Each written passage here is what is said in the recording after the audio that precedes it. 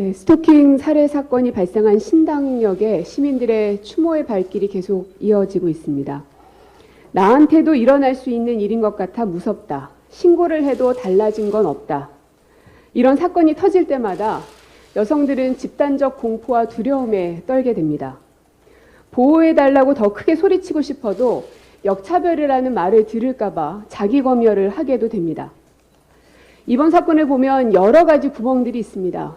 첫 번째 신고 때에는 구속영장이 청구가 됐지만 기각됐습니다.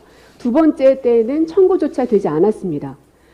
그리고 9년 구형 이후에도 확정되기까지 시간이 한 달여 정도 있었는데 결국은 확정 하루 전날 살인사건이 있었습니다.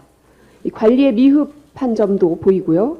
또 피해자와 가해자를 즉각 분리해내지 못한 것, 또 여가부가 피해자에 대해서 종합적인 관리를 해내지 못한 것, 뿐만 아니라 서울교통공사는 직위 해제 이후에 즉각적인 조치가 안 된 걸로 보여집니다.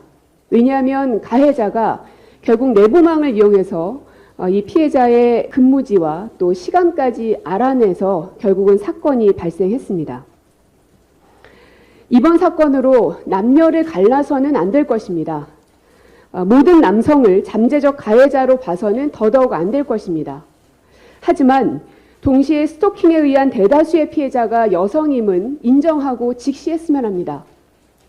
작년 스토킹 처벌법 시행 이후 자료를 보면 20대 피해자들만 봐도 1285명 가운데 여성 피해자가 1113명입니다. 절대 다수입니다. 2016년 강남역 살인사건 이후에 6년의 시간이 흘렀습니다. 그리고 스토킹 처벌법이 작년 10월부터 시행에 들어갔지만 인하대 성폭력 사망사건, 신당역 살해사건 등 젊은 여성들의 죽음의 행렬은 계속 이어지고 있습니다. 최근 제2의 N번방 사건인 L번방 사건도 역시 불거졌습니다. 이건 역시 N번방 재발 방지법이 국회를 통과했지만 여전히 법의 미비점들은 존재합니다.